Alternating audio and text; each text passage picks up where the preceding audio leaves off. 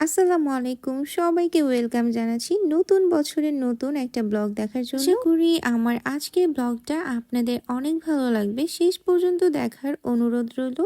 নতুন বছরে নতুন দিনটা আমার শুরু হয় নামাজ দিয়ে। নামাজ পড়ে আমি চলে গেছিলাম মর্নিং ওয়ার্কের জন্য। বাহির থেকে এসে আমি চলে আসছি নাস্তা বানানোর জন্য। বউ বলে কথা, বছরের প্রথম দিনটা তো আমার কাজ দিয়েই শুরু হবে, এটাই স্বাভাবিক। আজকের নাস্তা আমাদের হচ্ছে রুটি, সবাই রুটি খাবে। আর রুটির সঙ্গে যেহেতু একটু আলু ভাজিও করব, তাই আমি প্রথমেই হচ্ছে পেঁয়াজ আর মরিচ কেটে নিয়েছিলাম। আলু ভাজি আমাদের অনেক পছন্দের, তবে এই বছরে এখনো আমি আলু ভাজি খাইনি। যেহেতু ভাজিটা সবারই পছন্দের, তাই আমি বেশি করে আলু কুচিয়ে নিয়েছিলাম। আমার ভাগে আজকে আলু ভাজি আর হচ্ছে ডিম ভাজা আর রুটি ভাজার দায়িত্ব পড়েছে। রুটিটা আমার বোন বানিয়ে রেখে দিছিল, আমি শুধু ভাজতেছি। রুটি ভাজাটা আমার অনেক ভালো হয়, তাই আমি সবসময় রুটিটা ভাজি।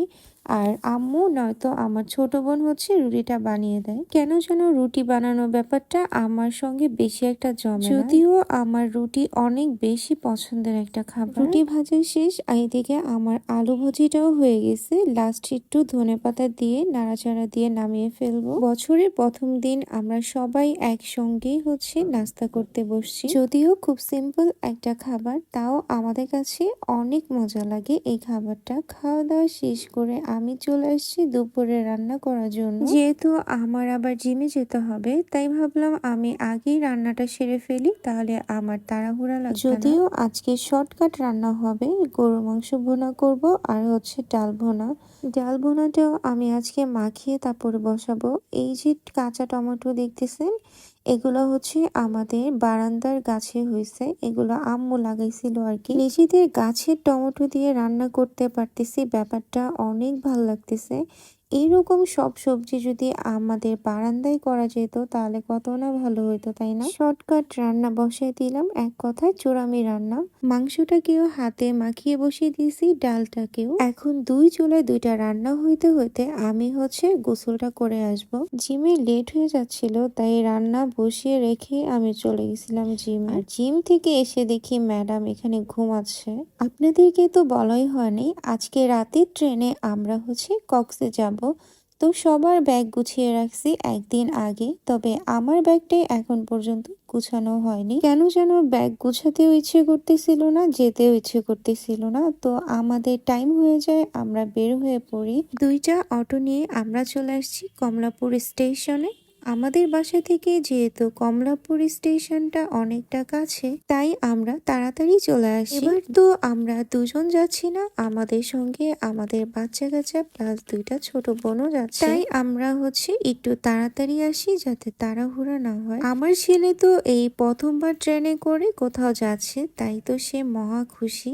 কি ভাব নিয়ে দাঁড়িয়ে আছে। এদিকে অপেক্ষা করতে করতে আমাদের ট্রেনও চলে আসছে। আমরা ট্রেনে উঠে পড়ি আর আমাদের যার যার সিট নিয়ে আমরা বসেও পড়ি।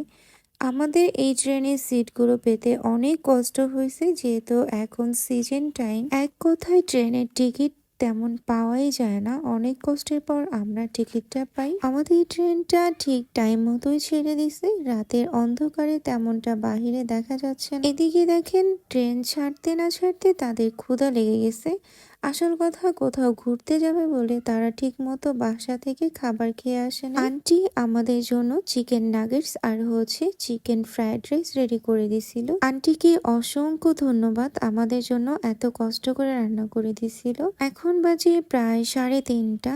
এত বোর লাগতেছিল, আমরা চলে আসছিলাম হচ্ছে ক্যান্টিনে কফি খাওয়ার জন্য। কোথাও গেলে গাড়িতে বা ট্রেনে আমার কখনই ঘুম আসে না, তো আমি আসলে খুব বেশি মিস করতেছিলাম হচ্ছে এই কফিটাকে। ঠান্ডায় আমার অবস্থা এত খারাপ হয়েছে, আমি তো গরম পানি খাচ্ছিলাম। চিটাগং এ এসে ট্রেন হচ্ছে 30 মিনিটের জন্য ব্রেক দেয়। আমি আর রাফি হচ্ছে বাহিরে হাঁটার জন্য বের হই, আর সবাই ঘুমাচ্ছিল। সবাই ঘুমাই গেল, আমার তো ঘুম আসতেছিল না।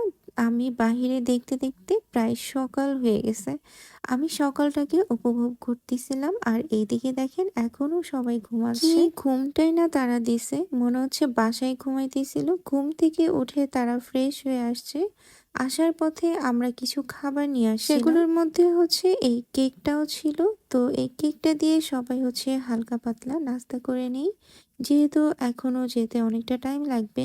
ফাইনালি আমরা চলে আসছি কক্সে। সবাই তো খুশি, আমার ছেলে তো অনেক খুশি হয়ে গেছে যে ফাইনালি ও চলে আসছে। কক্সবাজারের এই স্টেশনটা আমার কাছে এত ভালো লাগে, এখানে আসলে মনে হয় আমি বাহিরের কোনো দেশে আসছি। আমাদের দেশটা এত সুন্দর, মাশাল্লাহ মাশাল্লাহ, অনেক সুন্দর আমাদের দেশটা। ঠান্ডার কারণে আমার পুরো ফেস ভারী হয়ে গেছে, গলা ফুলে গেছিল, তারপরও কিছু করার নেই, ঘুরতে আসছি, এগুলো মাথায় রাখলে তো হবে না। আমরা একটা অটো নিয়ে নিই আমাদের হোটেলে যাওয়ার জন্য। হোটেলগুলোতে এত পরিমাণ ভিড় ছিল, আমরা তেমন ভালো হোটেল পাইনি, তো আমরা গোল্ডেন হিলে উঠি। এই হোটেলটাও আমরা অনলাইনে বুক করি।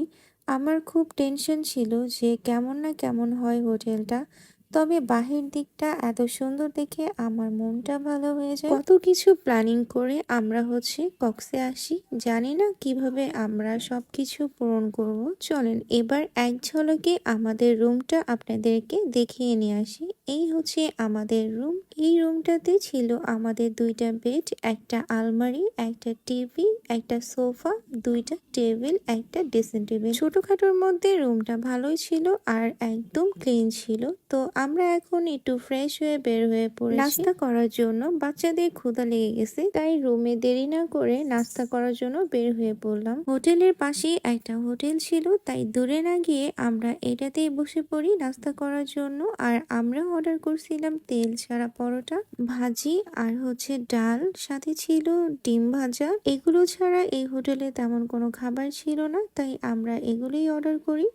তবে এই খাবারগুলো এত পরিমাণ বাজে ছিল, কি বলবো। সবজিগুলো এত সুন্দর করে কাটিং করছে ওরা, কিন্তু রান্না করতে পারেনি। খাবারগুলো খুব বাজে ছিল, তারপরে কি করার। সামনে কক্সবাজারে আরো ব্লগ আসবে, সেগুলো দেখার জন্য সবাইকে অনুরোধ করা হলো আমার পাশে থাকার জন্য। আল্লাহ হাফিজ।